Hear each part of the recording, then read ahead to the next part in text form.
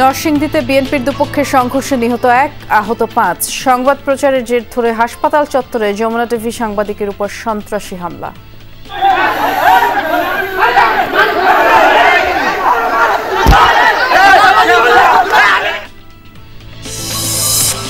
রাকসুতে উৎসবমুখর পরিবেশে চলছে প্রার্থীদের প্রচার। চাকসু নির্বাচনের মনোনয়নপত্র জমা দেওয়ার শেষ দিন আজ। সারা দেশে শারদীয় দুর্গোৎসবের প্রস্তুতি চলছে। প্রতিমা তৈরি ও মণ্ডপ সাজসজ্জার কাজ। অনাকাঙ্ক্ষিত পরিস্থিতি এড়াতে সতর্ক প্রশাসন।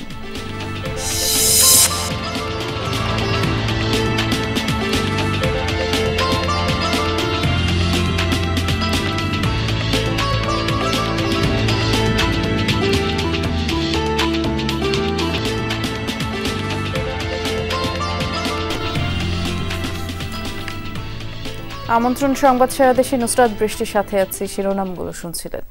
যেমনটি প্রথম শিরোনামে জানালাম, নরসিংদী সদরে আলোকবালির চরে বিএনপির 2 গ্রুপের সংঘর্ষে 1 জন নিহত হয়েছেন, 5 ব্যক্তি আহত হয়েছে। ভোরে চরাঞ্চল এলাকায় আধিপত্য বিস্তারকে কেন্দ্র করে সংঘর্ষ বাধে। এ সময় হাসপাতালে নেয়ার পথেই গুলিবিদ্ধ ইদন মিয়ার মৃত্যু হয়। গুরুতর আহত মোস্তাকিম আবুল হোসেনের অবস্থার অবনতি হয়, ঢাকা মেডিকেলে আনা হয়েছে। স্থানীয়রা জানান, আলোকবালি ইউনিয়ন বিএনপির আহ্বায়ক শাহ আলম চৌধুরী এবং বহিষ্কৃত সদস্য সচিব আব্দুল কায়ুম মিয়ার গ্রুপের দ্বন্দ্ব চলছিল। এরই জেরে সংঘর্ষ হয়। নরসিংদী সদর থানার ভারপ্রাপ্ত কর্মকর্তা এমদাদুল হক জানিয়েছেন, পরিস্থিতি নিয়ন্ত্রণে এলাকায় পুলিশ মোতায়েন রয়েছে। রাত্রে ভোর 4টায় অতর্কিতভাবে হামলা কইরা আমার লোক মেরা লাইছে। আমার বাবা নামাজ পড়া বের হইছে, বাজারে নামাজ পড়া বের হইছে। আমার একজন ফোন দিছে যে তোমার বাবার নিথর দেহ ভইরা লইছে। সদর হাসপাতালে আসছি, এসে একজনের লাশ পেলাম। আর ডাক্তারদের সাথে কথা বলে 3 জনের একজন প্রাথমিক চিকিৎসা নিয়েছে, আর 2 জনকে মনে ঢাকা রেফার করছে। এদিকে এই সংঘর্ষের সংবাদ প্রচারের জেরে যমুনা টেলিভিশনের নরসিংদীর স্টাফ করেসপন্ডেন্ট আয়ুব খান সরকারের উপরে হামলা হয়েছে। বেলা 11টায় সংঘর্ষে আহতদের সংবাদ সংগ্রহ করতে নরসিংদী সদর হাসপাতালে যান তিনি। আহতদের পাশাপাশি হাসপাতাল কর্তৃপক্ষ এবং পুলিশের বক্তব্য দেন। এ সময় তার উপরে অতর্কিত হামলা চালায় আলোকবালি ইউনিয়ন বিএনপির বহিষ্কৃত সদস্য সচিব আব্দুল কায়ুমের অনুসারীরা।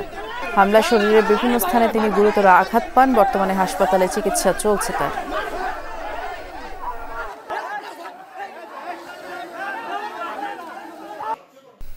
রাজশাহী বিশ্ববিদ্যালয় কেন্দ্রীয় ছাত্র সংসদ রাকসু হল সংসদ নির্বাচনে 5ম দিনের মতো প্রচারণায় ব্যস্ত প্রার্থীরা। ক্যাম্পাসে আছেন সহকর্মী তারেক মাহমুদ, তিনি অপেক্ষা করছেন আমাদের জন্য। প্রার্থীরা আজ প্রচারণার সময় কোন বিষয়গুলোর উপর বেশি জোর দিচ্ছেন তারেক? নির্বাচন নিয়ে শিক্ষার্থীদের মধ্যে আগ্রহ কেমন দেখছেন তাও জানতে চাই। বৃষ্টি সকাল থেকে রাজশাহী বিশ্ববিদ্যালয়ের রাকসুর প্রচারণা একদমই জমজমাট এবং উৎসবমুখর পরিবেশে কিন্তু প্রচারণা চলছে। প্রার্থীরা তারা সকাল থেকে বের হয়েছেন এবং বের হয়ে এখন পর্যন্ত আমরা দেখতে পাচ্ছি রাজশাহী বিশ্ববিদ্যালয়ের রয়েছে টুকিটাকি চত্বরে। এই টুকিটাকি চত্বরে এবং পরিবহন মার্কেট, রবীন্দ্র ভবন, শহীদুল্লাহ কলা ভবন, সিনেট ভবন, এছাড়াও সিলসিলা, আমতলা, বুদ্ধিজীবী চত্বর সহ সকল জায়গাতে আসলে যে প্রচারণার যে আমেজ সেটি কিন্তু দেখতে পাচ্ছি। যাদের প্যানেল রয়েছে তারাও খণ্ডভাবে 3 জন 5 জন 7 জন নিয়ে প্রচারণা করছেন এবং যারা স্বতন্ত্র প্রার্থীদের যার প্রচারণা তারাও কিন্তু প্রচারণা করছেন। এবং বলা যায় যে এই সময়গুলো আসলে ক্লাস শেষ হওয়ার পরে শিক্ষার্থীরা ক্যাম্পাসের বিভিন্ন যে হোটেলগুলো আছে, চা স্টলগুলো আছে, সেখানে বসলে যারা প্রার্থী রয়েছেন তারা তাদের হ্যান্ডবিলগুলো নিয়ে এসে তাদের যে প্রতিশ্রুতি এবং তাদের যে ইস্তেহার সেগুলো জানাচ্ছেন। এবং তারা যে বিষয়গুলো বলছেন যে এই ইস্তেহারে যে শিক্ষার্থীদের মানসিক সাপোর্টের জন্য রাজশাহী বিশ্ববিদ্যালয়ের মানসিক স্বাস্থ্যকেন্দ্রে আধুনিকায়ন এবং পর্যাপ্ত চিকিৎসক নিয়োগ এবং যে ক্যারিয়ারের দুশ্চিন্তা এবং মানসিক উদ্বেগ এবং অন্যান্য যে বিষয়গুলো রয়েছে সেই বিষয়গুলো নিয়ে তারা কাজ করবেন। এবং সেই সাথে সাথে ক্যাম্পাসের অভ্যন্তরে যে ছিনতাই এবং যে কোনো অনিরাপত্তার মধ্যে যারা রয়েছে সব বিষয়গুলোকে মাথায় নিয়ে টিম গঠন করে গোটা ক্যাম্পাসকে সিসিটিভির আওতায় নিয়ে এসে নিরাপত্তা বিষয়টি সেটি গুরুত্ব দেওয়া হবে। সেই সাথে সাথে মাদক বিরোধী যে কার্যক্রম এবং খেলাধুলার উন্নয়ন, বিনোদন ব্যবস্থা থেকে শুরু করে এই রাজশাহী বিশ্ববিদ্যালয়ে আবাসন ব্যবস্থার উন্নতি এবং চিকিৎসার ব্যবস্থার উন্নতি এবং ডাইনিং ক্যান্টিনের খাবারের মানের উন্নতি সহ বিভিন্ন বিষয়ে তারা আলোকপাত করছেন।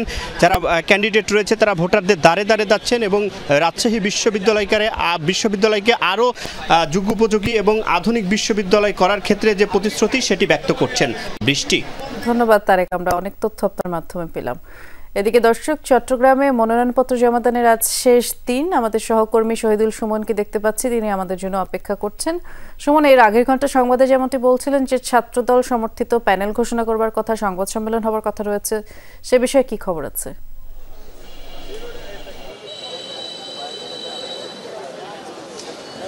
বৃষ্টি, দুপুর 12টায় বুদ্ধিজীবী চত্বরে এই প্যানেল ঘোষণা করার কথা ছিল, তবে কেন্দ্রীয় ছাত্র দলের যিনি সাধারণ সম্পাদক তিনি আসলে এখনো পর্যন্ত চট্টগ্রাম বিশ্ববিদ্যালয়ে এসে পৌঁছাননি, ফলে কিছুটা বিলম্ব হচ্ছে। হয়তো অল্প কিছুক্ষণের পরেই, অর্থাৎ 20 থেকে 25 মিনিটের মধ্যে তিনি এই বুদ্ধিজীবী চত্বরে এসে পৌঁছানোর কথা রয়েছে। পরবর্তীতে তাদের যে প্যানেল সেটি তারা প্যানেল নিয়ে কথা বলবে। ইতিমধ্যে আমরা যেটি জেনেছি, কয়েক দফা বৈঠকের পর কিন্তু তাদের যে প্যানেল সেটি কিন্তু চূড়ান্ত হয়েছে, মূলত এখানে এসে সেটি প্রকাশ করা হবে। তারপরেও আসলে একটি কথা থাকে, ছাত্রদলকে এককভাবে সেটি নির্বাচন করবে নাকি জোটভুক্তভাবে নির্বাচন করবে সেটিও আরো পরের বিষয়। অর্থাৎ ছাত্রদল আজকে পুরো পূর্ণাঙ্গ প্যানেল তারা ঘোষণা করবেন, পরবর্তীতে কোনো রাজনৈতিক সংগঠন কিংবা স্বতন্ত্র প্রার্থীদের সাথে যারা জোটবদ্ধ হবেন কিনা সেটি নিয়ে পরবর্তীতে আরো আলাপ আলোচনা পরেই সেটি চূড়ান্ত আরেকটি প্যানেল তারা হয়তো ঘোষণা করতে পারে, এটি আসলে গুঞ্জন রয়েছে। তবে এখনো পর্যন্ত যেটি ছাত্রদল থেকে বলা হচ্ছে, পুরো পূর্ণাঙ্গ প্যানেলই আজকে তারা ঘোষণা করবে। আমরা দেখছি সকাল থেকে, যেহেতু আজকে শেষ দিন, সকাল থেকে চাকসু ভবনের দ্বিতীয় তলায় কিন্তু শিক্ষার্থীরা যারা মনোনয়ন নিয়েছিলেন গতকাল পর্যন্ত তারা মনোনয়নপত্র জমা দিচ্ছেন। গতকালের যে তথ্য সেটি হচ্ছে 371 জন প্রার্থী তাদের মনোনয়নপত্র জমা দিয়েছেন হল এবং কেন্দ্র মিলিয়ে। আজ সকাল থেকেও কিন্তু বেশ কিছু প্রার্থী তারা মনোনয়নপত্র জমা দিয়েছেন। দুপুরে আরেকটি ব্রিফিং রয়েছে ছাত্র শিবিরের পক্ষ থেকে, সেখানেও হয়তো তারা তাদের যে প্যানেল সেটি তারা ঘোষণা করবে। এখনো পর্যন্ত তাদের প্যানেল নিয়ে তারা কোনো ধরনের কথা এখনো পর্যন্ত গণমাধ্যম কর্মীদের সাথে বলেননি, তবে তারাও একটি আলাদা করে একটি বিশেষ প্যানেল ঘোষণা করার কথা আগে থেকে একটি গুঞ্জন ছিল, সেদিকেই তারা হয়তো আগাচ্ছে কিনা সেটি আমরা সংবাদ ব্রিফিং এর পরে আসলাম জানতে পারবো। নির্বাচন কমিশন বলছে তারা যে আজকে শেষ যতক্ষণ পর্যন্ত হবে না, যদিও বা একটি টাইম ফ্রেম তারা বেঁধে দিয়েছেন, বিকেল 5টা পর্যন্ত তারা মনোনয়নপত্র জমা নেবেন। তারপরেও যদি কোনো শিক্ষার্থী তার এর মধ্যে আসলে অপেক্ষমান থাকে, সেটি যত রাত কিংবা যতক্ষণ হোক তারা আসলে মনোনয়নপত্র তারা জমা নেবেন এবং সেই সাথে নির্বাচন সুষ্ঠু করতেও তারা নানা ধরনের পরিকল্পনা করছেন। আজকে স্বরাষ্ট্র মন্ত্রণালয়ের স্বরাষ্ট্র উপদেষ্টার সাথে চট্টগ্রাম বিশ্ববিদ্যালয় কর্তৃপক্ষের একটি বৈঠক রয়েছে। সেই বৈঠকে নির্বাচনের আগে এবং নির্বাচনের পরে, নির্বাচনের দিন কি ধরনের নিরাপত্তা ব্যবস্থা এখানে থাকবে সেটি নিয়ে আলোচনা হবে। ধন্যবাদ সুমন বিস্তারিত জানানোর জন্য আমাদের। কুমিল্লার দেবিদ্বারে নিখোঁজের 1 মাসেরও বেশি সময় পর হাত পা বাঁধা অবস্থায় সেপটিক ট্যাঙ্ক থেকে এক কৃষকের মরদেহ উদ্ধার করেছে পুলিশ। গতরাতে উপজেলার রসুলপুর গ্রামের সেপটিক ট্যাঙ্কের ভেতর থেকে করিম ভুইয়ার মরদেহ উদ্ধার করা হয়। এ ঘটনায় নিহতের স্ত্রী, 2 সন্তান, 2 শালককে জিজ্ঞাসাবাদের জন্য পুলিশ হেফাজতে নেওয়া হয়েছে। এর আগে গত 13 আগস্ট করিম নিখোঁজ হন, পরে থানায় জিডি করেন তার ভাই আমির ভুঁইয়া। বুধবার বিভিন্ন নম্বর থেকে আমিরকে ফোন করে করিমের মরদেহ রসুলপুরের শ্বশুরবাড়ির সেপটিক ট্যাঙ্কে আছে এমন খবর জানানো হয়। পরে বিষয়টি পুলিশকে অবগত করলে রাতভর অভিযান চালিয়ে মরদেহ উদ্ধার করা হয়।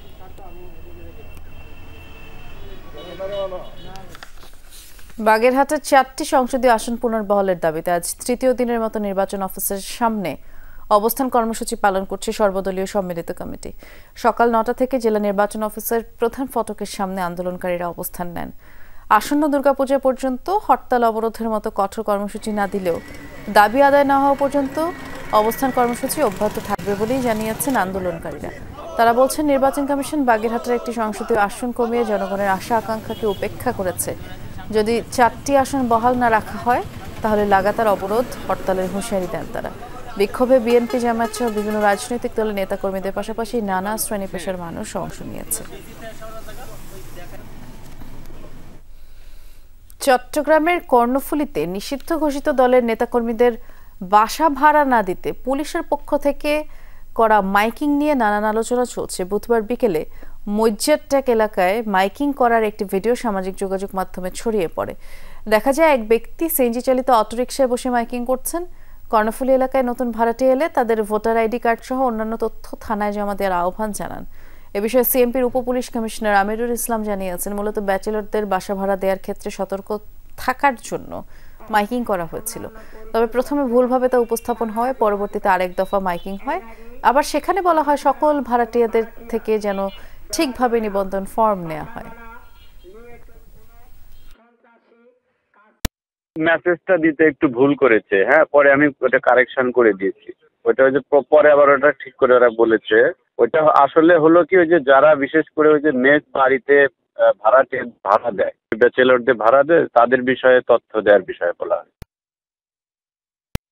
গাছের ওপরে রাস্তার দুই পাশে ঝুলছে গ্যাসের লাইন, তাও আবার প্লাস্টিকের পাইপ।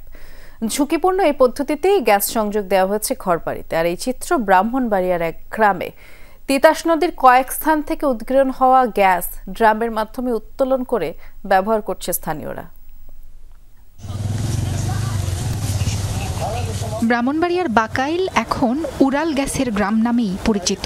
গাছে গাছে দেখা মিলবে ঝুলন্ত পাইপ। ঝুঁকিপূর্ণ প্লাস্টিকের পাইপ দিয়ে গ্যাসের সংযোগ নিয়েছে গ্রামবাসী। তিতাস গ্যাস ফিল্ডের ৩ নং কূপ খননের সময় লিকেজের কারণে শুরু হয় উদ্গীরণ। কূপের গ্যাস চলে আসে মাটির উপরের স্তরে, ফলে নলকূপ, নদীর পাড়, জমির আইল কিংবা বাড়ির আঙিনা দিয়েও মিলছে গ্যাস। উদ্গীরণ বন্ধ করতে ব্যর্থ হয়ে ২০০৭ সালে ৩ নং কূপটি পরিত্যক্ত ঘোষণা করে Bangladesh gas fields company limited BGFCL। এরপর থেকেই অপরিকল্পিতভাবে ড্রামে করে পানিসহ গ্যাস উত্তোলন করছে একটি চক্র। এখন যে গ্যাসগুলো হতেছে এগুলো এক্সট্রা, আর এরা অরিজিনাল যে কূপের যে লিক হয়েছিল না, এটা মানে রিপেয়ারিং করে এটা বন্ধ করে দিচ্ছে। পানির লাগে যে টিউবওয়েল বসাই, এটা বসাইলে গ্যাস সার্ভিস হয়। এখন ওই যে 5 দিয়ে যে গ্যাসগুলো নেওয়া হয়েছে, এটা নেওয়ার কারণে আমাদের ওই চাপটা কলের বা আশেপাশে নলকূপের যে গ্যাস উঠতো ওইগুলা এখন কমে গেছে। আগে তো কদিন পরে পরে আগুন লাগতো, এখন তো আর আগুন টাগুন লাগে না। ড্রামের সাথে সংযুক্ত একটি পাইপ দিয়ে পানি বের হয়, আরেকটি পাইপ দিয়ে উত্তোলন করা গ্যাস সরবরাহ হয় বাসাবাড়িতে। অর্ধশত চুন কারখানাও চলে এই পকেট গ্যাস সংযোগে। গ্যাস ফিল্ডস কর্তৃপক্ষের দাবি, উদ্গীরণ হওয়া এই পকেট গ্যাস কারো নিয়ন্ত্রণে নেই। অনিয়ন্ত্রিতভাবে তারা গ্যাসটার সঞ্চালন এবং বিতরণ, ব্যবহার এগুলি করছে। সেই কারণে এটা যে কোনো সময় এটা দুর্ঘটনার তৈরি করতে পারে। মাঝে মধ্যেই অভিযান চালিয়ে অবৈধ গ্যাস সংযোগ বিচ্ছিন্ন করে ভ্রাম্যমাণ আদালত। গাছের উপর দিয়ে নেয়া পাইপগুলো অপসারণ করা হয়। এরপর রাতের আধারে আবারও সংযোগ টেনে নেয় চক্রটি। উপজেলা নির্বাহী অফিসার জানান, চাপ নিয়ন্ত্রণ না করে উদ্গীরিত গ্যাস ব্যবহারে বাড়ছে অগ্নিঝুঁকি। পাইপগুলো আমরা কেটেছি এবং এটা একটা সার্বিক তদন্ত হবে।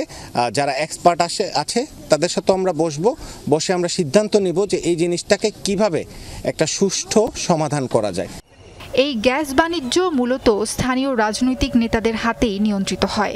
দীর্ঘদিন ইউনিয়ন আওয়ামী লীগ সভাপতি সিরাজুল ইসলামের দখলে থাকলেও ৫ আগস্ট পরবর্তীতে হাত বদল হয়। এলাকাবাসীর অভিযোগ, বর্তমানে মজলিশপুর বিএনপি নেতা মঈনুদ্দিনের তত্ত্বাবধানে রয়েছে। তবে অভিযোগ অস্বীকার করেছেন মঈনুদ্দিন। না ভাই, এটা সম্পূর্ণ মিথ্যা কথা। যে বলছে মিথ্যা বলছে। এটা হয়তো এলাকার গরিব মানুষ আছে, বিভিন্ন গরিব মানুষ, অসহায় মানুষগুলো আছে, নদীতে মাছ মারে, যে জমিনে চাষ করে, এরা এটা কি করতেছে এটা বলতে পারবো। সাবরিনা লিজা, যমুনা নিউজ। শারদীয় দুর্গোৎসব উপলক্ষে আখাউড়া স্থলবন্দর দিয়ে ভারতের ত্রিপুরায় ইলিশ রফতানি করা হচ্ছে। আখাউড়ায় আমাদের সহকর্মী মহিউদ্দিন মিশু এ বিষয়ে খোঁজ খবর রাখছেন। তিনি অপেক্ষা করছেন আমাদের জন্য। মিশু, কি পরিমাণের ইলিশ রফতানি করা হচ্ছে ত্রিপুরায়? রফতানি মূল্য কত জানা গেল? দৃষ্টি, আপনাকে ধন্যবাদ। আপনি যেমনটা জানতে চেয়েছেন সেটা হলো বহুল কাঙ্ক্ষিত পদ্মার যে ইলিশ, সেই ইলিশ কিন্তু গতকাল রাতেই সেটা যে আখাউড়া স্থলবন্দরে এসে পৌঁছেছে এবং এই সকাল থেকে কিন্তু এই পর্যন্ত প্রায় 1200 কেজি ইলিশ আখাউড়া স্থলবন্দর নিয়ে আসে এবং এখন কিন্তু এই ইলিশের কিন্তু যে কর্মকর্তা আছেন, আখাউড়া কাস্টমস আছেন, ইলিশ যাচাই বাছাই করছেন। আমি যদি একটু ইলিশকে একটু দেখাতে বলি, এই আখাউড়া স্থলবন্দর দিয়ে কিন্তু প্রায় আজকে 1200 কেজি ইলিশ যাচ্ছে এবং বিকালে 3টার পর আরো 1200 কেজি প্রায় ইলিশ আছে বলে আমাকে স্থলবন্দরের ব্যবসায়ী এবং যে কর্তৃপক্ষ তারা কিন্তু জানিয়েছেন। এবং এখানে যে মৎস্য রপ্তানিকারক অ্যাসোসিয়েশনের যে সাধারণ সম্পাদক ফারুক মিয়া, তার হাতে কিন্তু আমরা ইলিশ দেখতে পাচ্ছি, সেই পদ্মার ইলিশ কিন্তু ত্রিপুরা যাচ্ছে। এবং ইলিশ চেয়েছিলেন যে ইলিশ কত করে, সেটা হলো প্রায় 12.5 মার্কিন ডলার, যা বাংলাদেশের টাকা দাঁড়িয়েছে প্রায় 1525 টাকা দরে কিন্তু ইলিশ কিন্তু স্থলবন্দি দিয়ে। আমি এই বিষয়ে যদি ফারুক মিয়ার কাছে একটু জানতে চাই, আজকে যাচ্ছে এবং এই বন্দর দিয়ে কি পরিমাণে যাবে বলে আপনি মনে করছেন? আমাদের আজকের সকালের প্রথম শিপমেন্ট প্রায় 1200 কেজি আমরা শিপমেন্টের জন্য প্রস্তুত করেছি। বিকাল 3টা শিপমেন্ট হবে আমরা লাগছি। আন্তরিক ধন্যবাদ। ফারুক মিয়া যেমনটা জানাচ্ছিলেন যে আজকে এই পর্যন্ত সকাল থেকে 12টার মধ্যে কিন্তু প্রায় 1250 কেজি ইলিশ যাচ্ছে এবং 3টার পরে কিন্তু আরো প্রায় 12.5 কেজি ইলিশ কিন্তু যাবে। আরো ইলিশ যাবে, আমরা বুঝেছি। ধন্যবাদ বিস্তারিত জানানোর জন্য মিশু। দরজায় কড়া নাড়ছে শারদীয় দুর্গোৎসব। সারা দেশে ব্যাপক প্রস্তুতি চলছে, আর প্রতিমা তৈরিতে ব্যস্ত সময় পার করছেন মৃৎশিল্পরা। চলছে মণ্ডপ সাজসজ্জার কাজও। দুর্গাপূজা উপলক্ষে প্রশাসনের পক্ষ থেকে ব্যাপক নিরাপত্তামূলক ব্যবস্থা নেওয়া হয়েছে। চলছে প্রতিমা তৈরির কাজ। খড় দিয়ে অবয়ব গঠনের পর দেয়া হচ্ছে কাদামাটির প্রলেপ। একটু একটু করে তুলির আঁচড়ে রঙিন হয়ে উঠছে দুর্গতি নাশিনী। চারিদিকে দুর্গাপূজার আগমনী বার্তা। প্রতিদিন ভোর থেকে গভীর রাত পর্যন্ত কাজ করছেন টাঙ্গাইলের মৃৎশিল্পীরা। তবে উপকরণের দাম বেশি হওয়ায় বেড়েছে খরচ। মাটির দাম, সুতলির দাম, বাঁশ, কাঠ সবগুলোর দামই বেশি। যে পরিশ্রম আর যে পরিমাণ খরচ, তাতে আমাদের পোষায় না। পূজার দিন তুমি আসে তো আমাদের কাজ শেষে আসতে পারেন, একদিন যে কাজ করতে পারে একদিন রং দিতে। এবার পূজা হবে জেলার 12টি উপজেলার 1220টি মণ্ডপে। আনুষ্ঠানিকতা নির্বিঘ্ন করতে প্রশাসনের সাথে সভা হয়েছে বিভিন্ন মন্দির কমিটির। প্রতিটা মণ্ডপে সিসি ক্যামেরা এবং স্বেচ্ছাসেবক বাহিনী গঠন করা বা আমাদের প্রত্যেকটা মন্দিরে পাহারার ব্যবস্থা, এগুলো আমরা জোরদার করেছি। অধিক গুরুত্বপূর্ণ কিছু জায়গাগুলোতে আমাদের সরাসরি জেলা পুলিশের সদস্যরা উপস্থিত থাকবেন এবং কিছু এলাকা ভিত্তিক কিছু পূজা মণ্ডপকে কেন্দ্র করে আমরা মোবাইল টিম, আমরা প্রায় 155টি মোবাইল টিম এই জেলাতে আমরা কার্যকর করব, যারা কিনা পূজা মণ্ডপকে ঘিরে আইন শৃঙ্খলা পরিস্থিতি নিয়ন্ত্রণ করবেন। ঝিনাইদহেও পুরোদমে চলছে দুর্গোৎসবের প্রস্তুতি।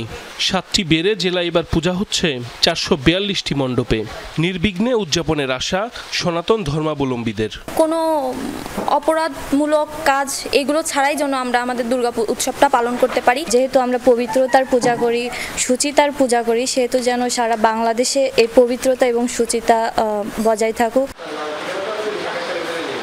পূজা উৎসবকে ঘিরে যে কোনো অপ্রীতিকর পরিস্থিতি এড়াতে সতর্ক রয়েছে আইনশৃঙ্খলা রক্ষাকারী বাহিনী। কোনো অসাম্প্রদায়িক শক্তি যেন এই আনন্দটাকে মাটি করতে না পারে, সেই লক্ষ্যে কিন্তু আমাদের ঝিনাইদহ পুলিশের যে নিরাপত্তা, এই নিরাপত্তা আমাদের রয়েছে। এবছর দেবী দুর্গার আগমন হবে গজে চেপে, আর মর্ত থেকে কৈলাসে গমন করবেন দোলায় চড়ে। সাইফ আহমেদ, যমুনা নিউজ। এই ছিল সংবাদ সারা দেশের আয়োজনে। সাথে থাকার জন্য ধন্যবাদ। নিরাপদে থাকবেন।